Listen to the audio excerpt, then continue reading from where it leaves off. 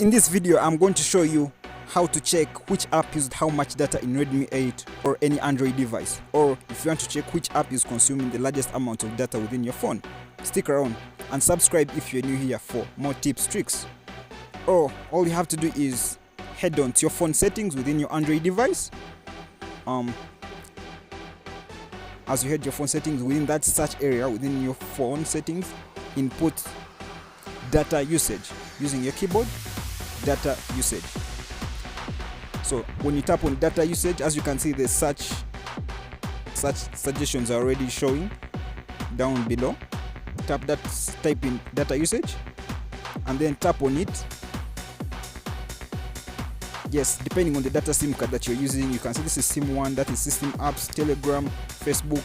So as you can see, system apps are consuming the largest amount of data, and within the system apps, YouTube is the largest consumer. And when you go back, Telegram is the next. So those are the apps that are consuming the largest amount of data within my phone.